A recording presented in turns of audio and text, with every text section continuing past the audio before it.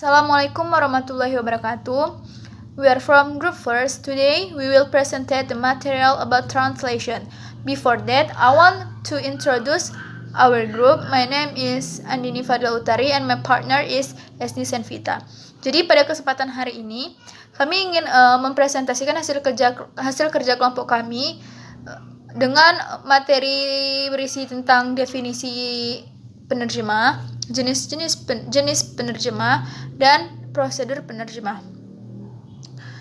Oke, materi pertama yaitu tentang definisi translation atau definisi penerjemah atau definition of translation.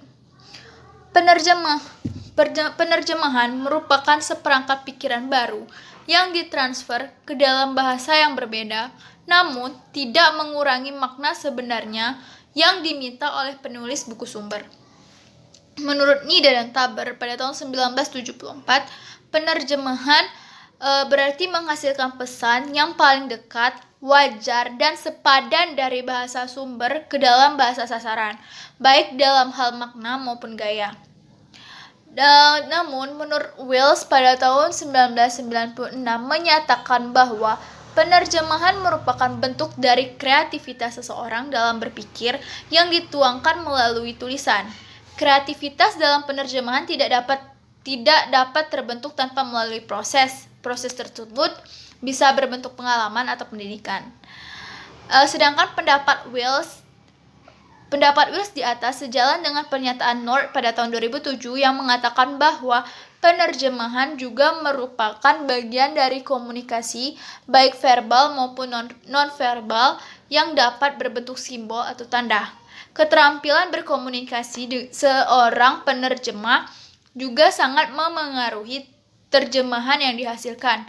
North juga mengatakan penerjemah akan menggunakan simbol atau tanda dalam komunikasi untuk menerjemahkan budaya dalam bahasa sumber ke dalam bahasa target. Di sisi lain, Catford pada tahun 1975 mengatakan bahwa penerjemahan adalah proses mengganti bahan teks ke dalam bahasa sumber dengan bahan teks yang sepadan dalam bahasa saran. Selain itu, Savory juga mendefinisikan translation sebagai translation is made possible by an equivalent of thought that lies behind its different verbal expression, atau penerjemahan dilakukan dengan memadankan pikiran yang terdapat di balik tuturan verbal yang berbeda. Di sini, Savory mendefinisikan bahwa penerjemahan dimungkinkan dengan usaha memadankan pikiran yang tersirat di balik tuturan verbal yang berbeda.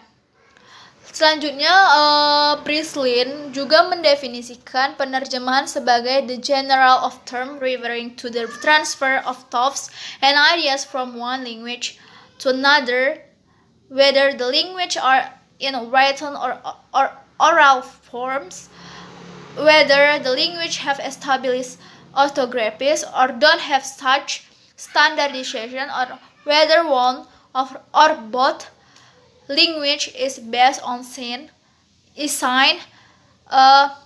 as with sign language or the deaf, atau secara umum merujuk pada kegiatan penyampaian pikiran dan ide dari suatu bahasa ke bahasa lain, baik keduanya dilakukan secara bentuk tertulis atau secara lisan, baik bahasa tersebut telah memiliki sistem ortografi atau belum memiliki standarisasi, atau salah satu atau keduanya dalam bentuk bahasa isyarat seperti bahasa isyarat bagi tunarungu. Baiklah, saya rasa cukup sekian penjelasan tentang definisi penerjemahan atau definition of translation. Materi selanjutnya akan dijelaskan oleh rekan saya yaitu Esni Senvita. Terima kasih. Assalamualaikum warahmatullahi wabarakatuh. I'm Esni Senvita. I will continue what are explained by Andin before. So there are several types of translation. The first is literal translation, where you translate a sentence or text word by word. For example, his heart in right place. It means hatinya berada di tempat yang tepat. So there is no change at all.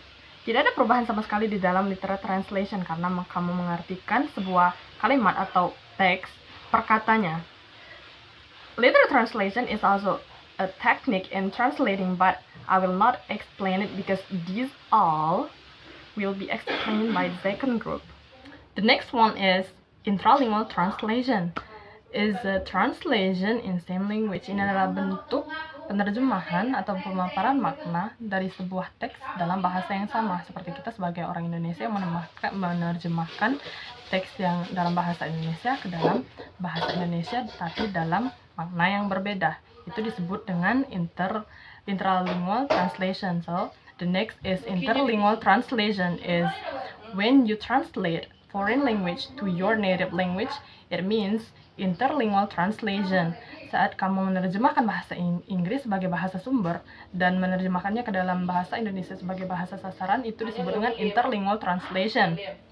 So the last one is intersemiotic translation. When you change for verbal language to non-verbal language, this is intersemiotic translation. For example, subtitle. Saat kamu menonton sebuah film atau sebuah drama, ada sebuah teks di bawahnya, itu subtitle. Itu perubahan bentuk dari verbal menjadi non-verbal.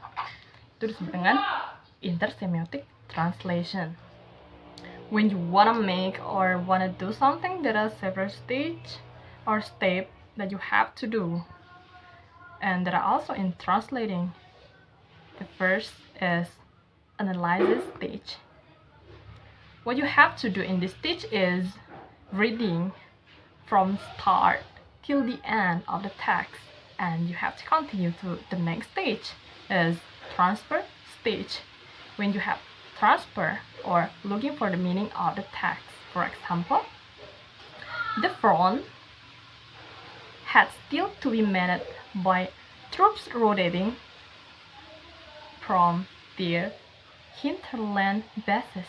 It means front ini harus dijaga secara bergantian oleh pasukan dari daerah pinggiran mereka, basis daerah pinggiran mereka.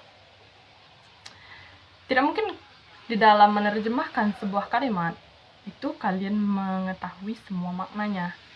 Seperti hinterland. Kalian harus mencari dahulu apa itu hinterland, dan hinterland means is daerah pinggiran. So, kalian mendapatkan maknanya dan continue to next step. The last stage is a judgment, the meaning obtained. It means the result. Kalian akan memaparkan makna di dalam stage ini, di mana penyelarasan makna yang didapat dari proses sebelumnya, dari analyzing, dari transfer atau penerjemahan tadi. So, that's all my presentation today. Thank you for your attention. それは私が伝えることができるすべてだと読み書きくなさんにだ。Assalamualaikum warahmatullahi wabarakatuh.